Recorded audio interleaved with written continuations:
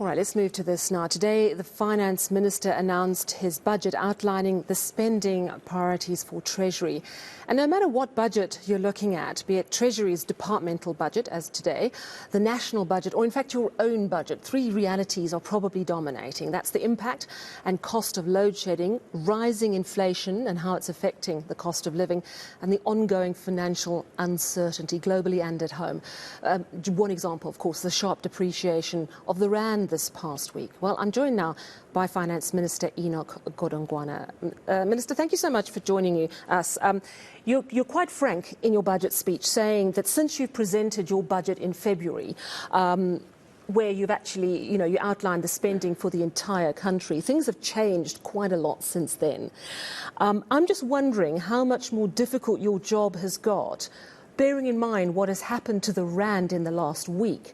The cost of paying back paying back our debts must surely be more difficult. How much of a headache is it giving you? It's definitely a headache. Those matters affect the performance of the Minister of Finance. First, we've been downgraded by all the three rating agencies, to a junk status. That in itself poses risk for us in the sense that we've got our operating costs are growing. Secondly, we have got a slow-growing economy, and therefore revenues are slow.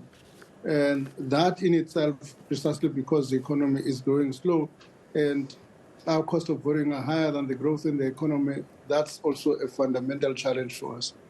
Added to that is the grey listing, which all of these things combined make somebody think that South Africa is,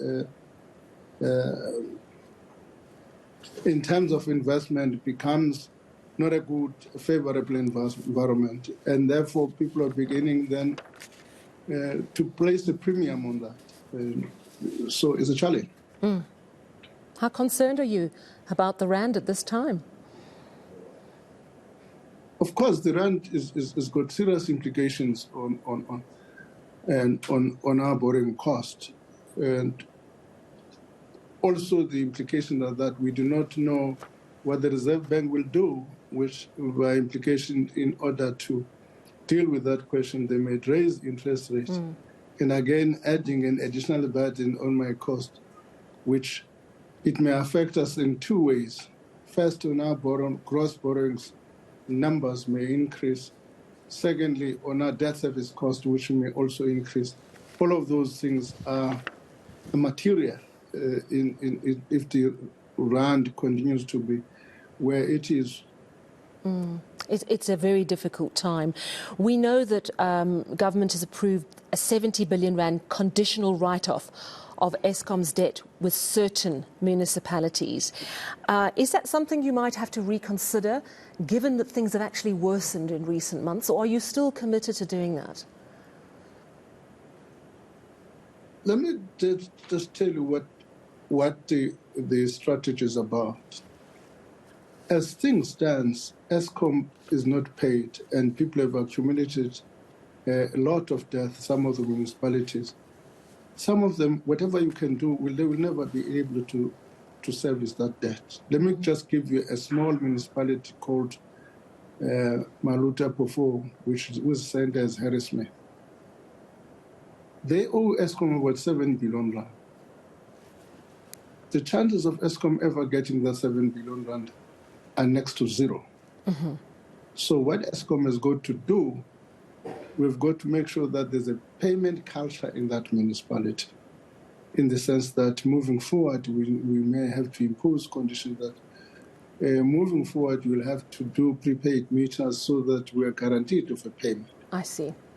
So there are all those things. In the long term, it's going to be in the interest of Eskom, but continuing in the current trajectory is not in the interest of Eskom. I hear what you're saying. So you're saying essentially it was a pragmatic decision, saying we are never going to get all of this money back. Let's cut our losses, wipe the slate clean, and say to people, right, this is a bit of an amnesty, but from now on, you're getting prepaid meters, and if you don't pay, you simply don't get any electricity.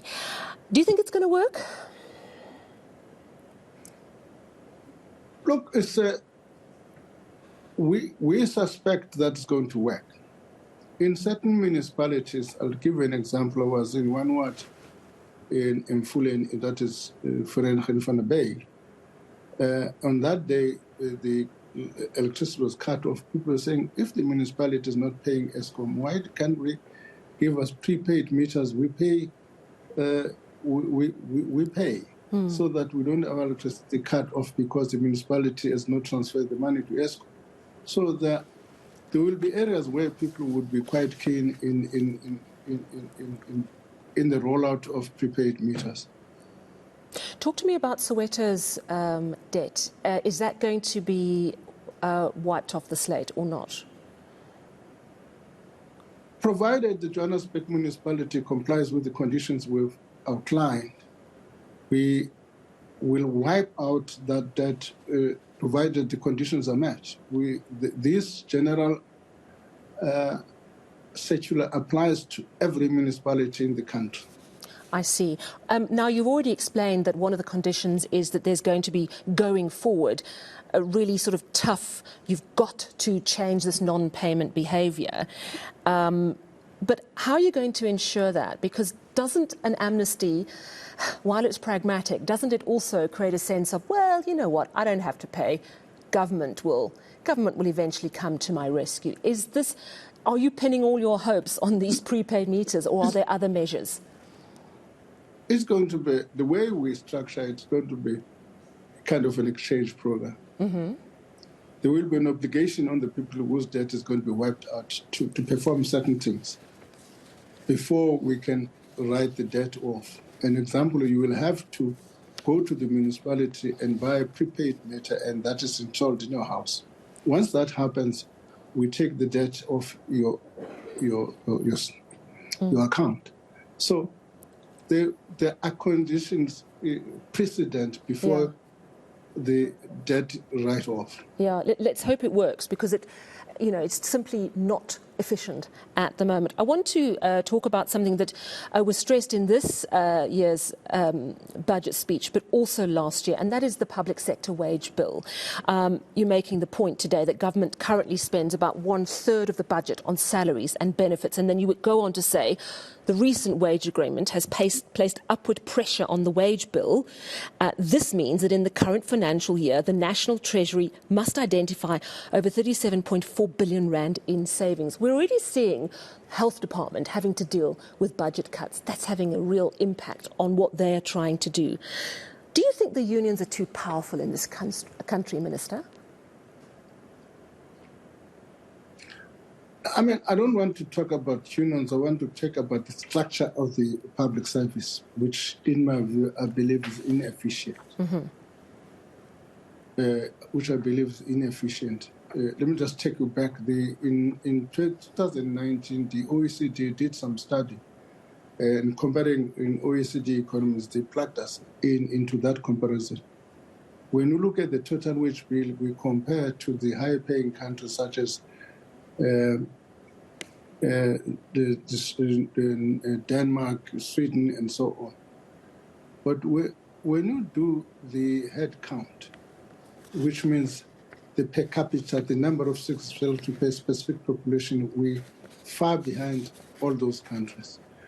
Well, that means your problem is not the head count. Your problem is probably the actual wage rate. That's complication number one. Complication number two is that we've got about 200 state-owned public entities that rely on the fiscus. Yeah.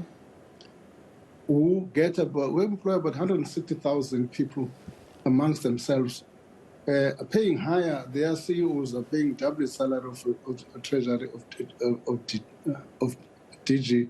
Yeah. So what that means is that you have got these public entities that employ a lot of people, 160,000, but you don't have nurses, you don't have police. Exactly. So we've got to restructure. It's out of whack. We've got to restructure. Yeah, I get you. Yeah.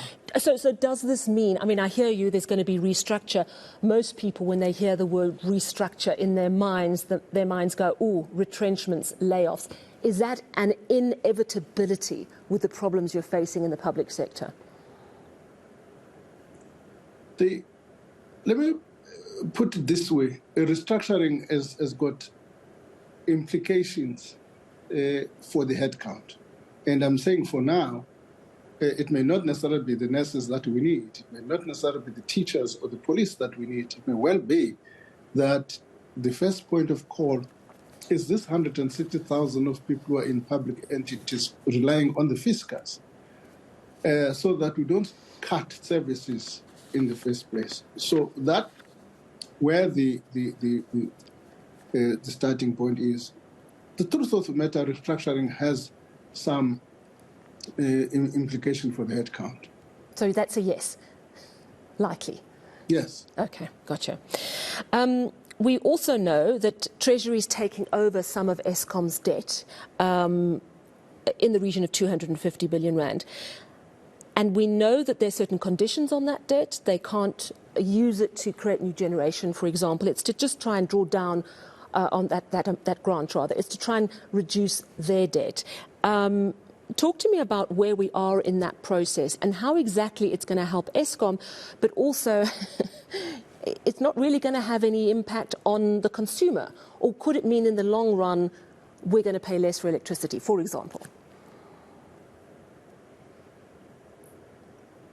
Let me start by saying next week Parliament will be considering the Eskom debt relief bill. And I'm answering the question, where are we? Once that is passed by Parliament, it gives us an opportunity to start implementing the conditions. Let me clarify another condition which is prevalent, which says Eskom cannot invest in new capacity. The bill does not say so. It says Eskom cannot invest in new capacity without the approval of the Minister of Finance. What that means is that if Eskom want to do new capacity, that is permissible as long as the Minister of Finance is aligned to that. The strategy really is not to prevent Eskom from dealing with new capacity, is to manage debt accumulation moving forward. One has to note as well in your budget speech, and you oversee SARS, there's some good news there in the sense that SARS is allocated 12.2 billion, and you can say that efforts to rebuild SARS are bearing fruit. And, you know, if you look at the success of SARS, it hasn't been a massively long turnaround. You got the right person at the top, it seems to me, and the success has been amazing. This is one of the institutions that was hollowed out by state capture. Why do you think SARS has been so effective, but it's been so much more difficult in other areas of government? What do you think the secret is in SARS that we can replicate so that we see things turning around a lot quicker? Of course, the quality of management you put into an institution counts a lot. Is a major effect, because it is that management which developed the strategy, particularly in institutions such as SARS, where you created a legal framework which insulates it from political interference. I don't know how others were doing it, because the legislative framework actually insulates it from political interference, correctly so. So they've got to be judged according to their performance. You will see we make reference there to the increase in public trust from 48% to a higher number, I can't remember now. We also say the compliance, which counts as a major issue, is not only increase in terms of numbers, but because there's this trust in SARS, tax compliance has increased to about 76%, which is, again, is has got to do with the credibility of the institution to the public. And that credibility, of course, is accounted by how management manages the institution. So the quality of management talks a lot to that question. Yeah. So the other thing is that you make the point that the Financial Intelligence Centre has allocated more than 265 million rand over the medium term to implement recommendations to actually help get our country off the grey list. This is obviously a big headache, something that you want to see happen as soon as possible. I have to ask, when you saw US Ambassador Ruben Brigitte say what he said, alleging that South Africa, he would bet his life on it, had given arms to Russia, did your heart sink, thinking, well, now it's going to be even more difficult to get off the grey list with allegations like this floating around? In my closing remark today, I refer to the fact that this matter was raised to me by Secretary Yellen in January when Secretary Yellen was here. So it's not new. What have we done since January? Since January, what the president has done is to appoint an envoy in the form of Dr. Mfumade. There was a delay in going to the state because of the recess in the United States at the time. We wanted them to come back, the lawmakers and everybody to come back before Dr. Mfumade should go. So what the president did since then is to send this envoy, and our report, which we must have had in the press briefing on Saturday by Dr. Mfumade, is very positive. The second set of issues, the president has then said, here is the allegation by the USA, here are the views, position taken, information we have been given by the relevant authorities in the defense. We need to establish the facts, and therefore we're going to establish a charge. Ambassador Brigitte was part of the meetings which Dr. Mfumade attended. Mm-hmm.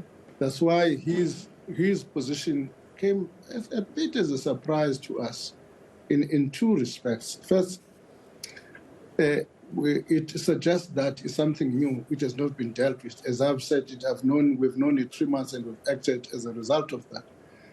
Secondly, it's not in the spirit of the meetings Dr. Brigitte attended. And so his attitude came as a surprise to us in that respect. Yeah, the reality is, though, he hasn't taken back those allegations. Neither has he been sanctioned by the US State Department. So he was clearly acting on behalf of his country. Busi Mavusa of Business Leadership South Africa saying to me this evening earlier that government has to act with absolute urgency to shore up the rand around this issue, to make it clear where South Africa stands. I'm hearing you talk about timelines of months. Surely, bearing in mind the arms control committees we have, this issue could have been sorted out a lot earlier. Are you frustrated at the slow pace of resolving this problem? I don't detect a slow pace. It's been months. I mean, December last year. Can I tell you, I did not detect a slow pace. December last year is not a starting point because there was no accusation in December last year that the official information. There were concerns at the time which government should have been looking into. Can I finish? Can I finish? I'm saying the official complaint, to me at least, was in January. So the official complaint was in January. And since then, we have taken action. I can tell you now, we have been in touch with Secretary Yellen from Assad as Treasury since then. Even as last month, as we're in the World Bank meeting, at touch base with her, my team worked with the team that are overseeing OFAC, which is the institution that deals with money laundering. My officials have been in touch with the officials of USA Treasury. So we've been working quite closely with them. I do not have any sitting here that there's a complaint from the USA that we've not acted promptly. Since, and I can't talk for other people, I must talk to, in relation to the complaint raised to me by Secretary Yellen, we have not, and there's no a view from her side that we have not acted promptly. All right. Well, thank you so much for speaking to us this evening. It is not an easy job that you are tasked with, and I appreciate your time. Such a busy man. Finance Minister Enoch Godongwana there. Now, still to